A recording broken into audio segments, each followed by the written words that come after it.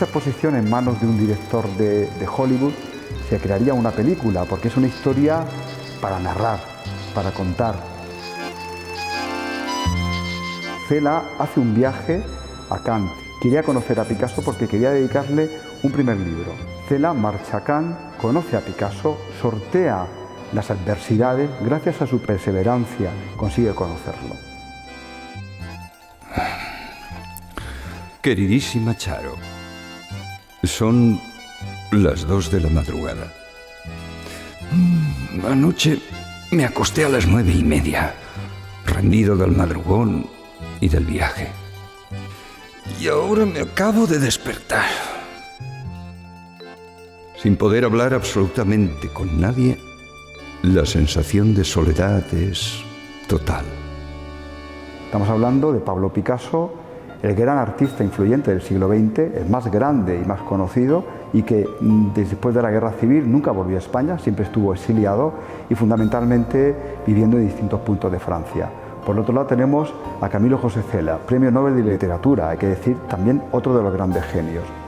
En el verano de 1958, creo recordar que fue cuando fue Camilo José Cela a Cannes.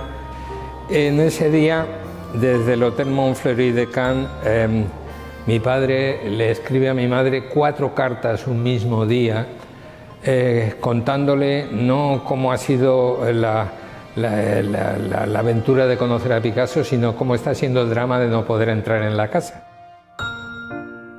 Ante mi fracaso de ayer, hoy me presenté por las buenas en casa de Picasso a las 11:30 de la mañana, y pensando que nunca es tan fiero el león como lo pintan. Me costó mucho trabajo que me abrieran la puerta. Con la portera no me entendí, pero salió un fotógrafo norteamericano que tras mucho dudarlo me dejó entrar e incluso se hizo amigo mío. El azar triunfa.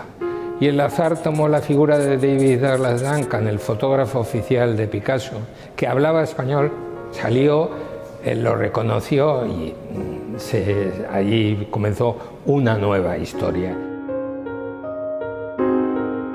Gracias a este encuentro surge el número dedicado a Papeles son Almadán a Picasso. Picasso y Cela, cuando se encuentran, tendremos que pensar que hay una seducción.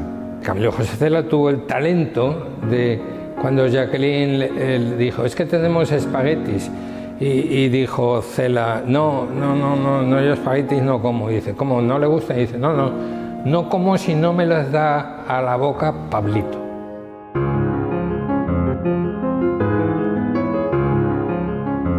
Claro, era una manera de relacionarse con Pablo Picasso que yo creo que no le había pasado nunca en la vida. Al ver la fotografía que está aquí, Pablo se acordaba de que no comía Camilo José Cela si no se lo daba él a la boca y se lo vuelve a dar, ¿no?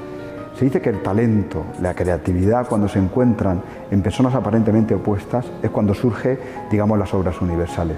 Aquello tuvo algo que hizo surgir aquella amistad. Eran 2 genios, aquello bastaba, porque el marco, diríamos, inolvidable, estaba. Picasso, Camilo, pum, pum, ya está. Y los demás a quitarse el gorro. Oye, y con toda la razón teníamos que quitarnos el gorro.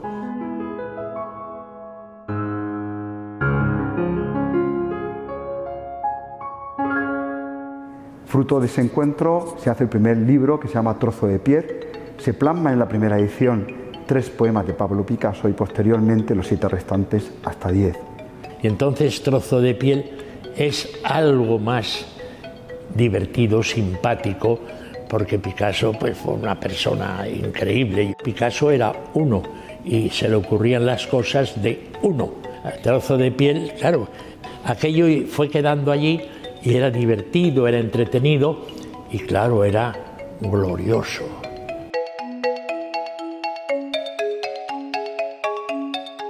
Un zapato de queso, una bota de arroz, un par de huevos, un nido de caracoles, un cepillo y un pollo, un canario y una codorniz, un florero, un tintero Lo que el visitante puede encontrar, por lo tanto, es disfrutar de esos libros, pero además de eso se compone esta exposición de una investigación que se ha venido respaldada por la Dirección General de Cultura y Patrimonio de la Generalitat de Valencia, junto con el Museo de Bellas Artes de Valencia, para hacer posible mostrar al público todo el epistolario, todo el legado de cartas de esta relación que desde 1958 hasta 1973, la muerte del propio Picasso, explican la creación de los libros conjuntos que hicieron entre ambos y toda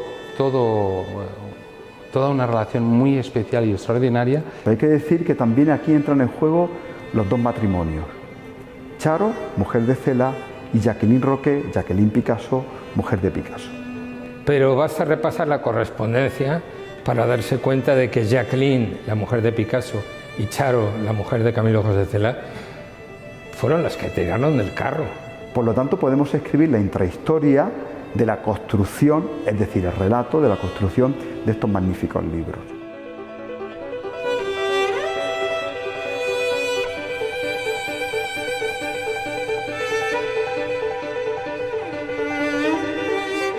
En la exposición podemos ver 8 ceras de la mano de Picasso. Un regalo de Picasso a Camilo José Cela el 11 de mayo de 1961, justo el día de su cumpleaños. Y el resto de secciones están dedicadas, por un lado, a los distintos libros. Trozo de piel, gavillas de fábulas sin amor y dibujos escritos. Picasso desarrolló todas estas cerámicas que aquí presentamos también. Estamos ante una exposición, primero, de carácter inédito, porque es la primera vez que se muestra la mayor parte del legado de Camilo José Cela de una forma íntegra.